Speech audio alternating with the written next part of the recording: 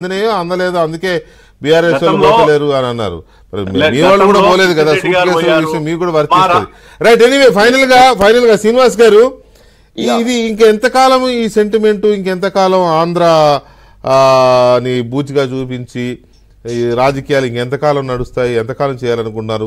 ఇక్కడ మీరు అదే పరిస్థితిలో ఉన్నారు, అక్కడ జగన్మోహన్ రెడ్డి గారు అదే పరిస్థితిలో ఉన్నారు. ఆయన కూడా కొత్తదే లేపుతున్నాడు, తర్వాత మాట్లాడతాం. కానీ ఇప్పుడైతే ఈ ఆంధ్రాకి ఇచ్చేస్తారా లేకపోతే ఆంధ్రాకి దోషేస్తారా, ఇది ఎందుకు నడుస్తా ఉంది? ఇది సెంటిమెంట్ లేదు, ఆయింట్మెంట్ లేదండి. ఇది అక్కడ లేదు. నేనేమంటున్నా అంటే ఇక్కడ ఏదో ఒక పార్టీ గెలుస్తుంది, పార్టీ ఓడిపోతుంది.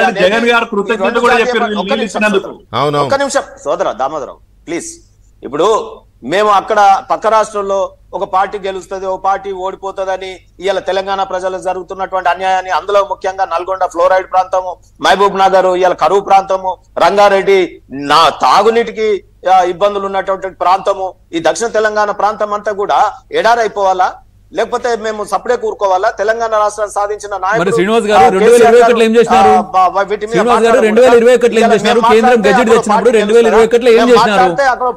2021 ఏం చేసినారండి? 2015, 16, 17లో ప్రతి సంవత్సరం మీరు వెళ్ళి అక్కడ 299 టీఎంసీ సరిపోతుందని చెప్పేసి అన్నారు కదా. Don't interrupt me, this is not nice. నేను ఏమంటున్నంటే ఇప్పుడు అక్కడ ఈ రెండు జాతీయ పార్టీలు కాంగ్రెస్ బీజేపీ వక్తలు ఇక్కడ ఉన్నారు. ఈ రెండు పార్టీలకు సంబంధించిన పార్టీలే కావు అక్కడ తెలుగుదేశం పార్టీ జగన్ పార్టీ గురించి వీళ్ళకెందుకండి ఇంత బాధ? మేము మాట్లాడితే వాళ్ళు గెలుస్తారు, వీళ్ళు గెలుస్తారు, ఒక మళ్ళా సెంటిమెంట్ రేకెత్తిస్తున్నారు. అంటే ఇక్కడ కేసీఆర్ గారు మాట్లాడితే అక్కడ ఒక పార్టీ ఓడిపోతుంది, ఒక పార్టీ గెలుస్తుందా?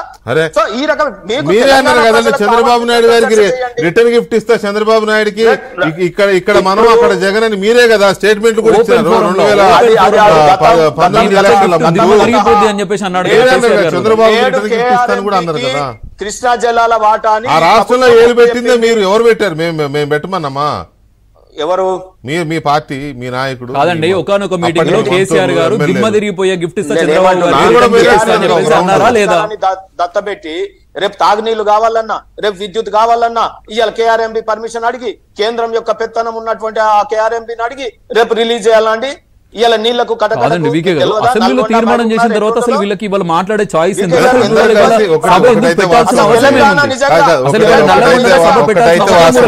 అందరు కలిసి ఈ తెలంగాణలో ప్రాంతం ఎడారి శ్రీనివాస్ గారు చెప్పి దక్షిణ దాన్ని ఎవరు కాదనరు. వెంకటకృష్ణ గారు విఠల్ గారు ముగించండి, చెప్తా నేను. విఠల్ గారు ముగించండి, కంక్లూడ్ చేయండి. నేనేమంటే ఈ 10 ఏళ్లలో అధికారంలో ఉన్నది ఎవరు? వెంకటకృష్ణ గారు అదే కదా, టిఆర్ఎస్ కదా, టిఆర్ఎస్ కదా. 10 ఏళ్ల ఇప్పుడు జగన్ గారికి గిఫ్ట్ ఎవరు ఇచ్చిండ్రు? జగన్ గారికి గిఫ్ట్ ఎవరు ఇచ్చిండ్రు? జీవో 203 ప్రకారము రోజుకు 8 టీఎంసీల నీళ్లకు పర్మిషన్ ఎవరు ఇచ్చిండ్రు? 2019 అంటే ఆయన ఏమంటారంటే 10 ఏళ్లు నేను కాపాడాను, ఇప్పుడు వచ్చి వాళ్ళు దాన్ని దోషి పెడుతున్నారు లేకపోతే వాళ్ళకు దానం చేస్తున్నారు మాట్లాడుతున్నారు. ఒక్క మాట విఠల్ గారు ఒక్క మాట. ఆయన ఏమంటారంటే 10 ఏళ్లు నేను కాపాడుకుంటూ వచ్చిన, ఇప్పుడు వీళ్ళు వచ్చి దాన్ని ఈనగాసి నక్కల పాలు చేసినట్టు లేదా ఇంకోటో దోషి పెడుతున్నారు లేకపోతే ఇంకోళ్ళకి అప్పచెప్తున్నారు అనేది కేసీఆర్ గారు మాట. 10 ఏళ్లు కాపాడటం ఏంటి? అది మన హక్కు అయినప్పుడు దాన్ని శాశ్వత హక్కుగా మార్చుకోవాలి. కానీ 10 ఏళ్లు కాపాడుకుంటే కావులు కాసుకుంటే ఎన్నాళ్ళు కావులు కాసుకుంటారు? అదేమంటే ఇంకోటి ఏమన్నారు? ఈ నీటి పంపకాల గురించి కానీ ప్రాజెక్టుల గురించి కానీ 2014లో విభజన చట్టం చేసినప్పుడే కాంగ్రెస్ పార్టీ వాళ్ళు ఇప్పుడు ఇమీడియట్ గా చట్టం కావాలి కాబట్టి వాళ్ళు చెప్తే మేము కూడా ఒప్పుకున్నాం, ఎందుకంటే మనకి తెలంగాణ ముఖ్యం కాబట్టి ఒప్పుకున్నాం మేము. కానీ నెక్స్ట్ బీజేపీ వచ్చినాక మన ఆశల మీద నీళ్లు చల్లింది అన్నారు. అప్పటి నుంచే పోరాడాలి కదా. 80,000 పుస్తకాలు చదివినప్పుడు 800 పేజీల రీఆర్గనైజేషన్ స్టేట్ చదవలేకపోయినా, చదివిన తర్వాత దాని తర్వాత ఎందుకు చేసిన, దాన్ని ఎందుకు పోరాటం చేయలేదు?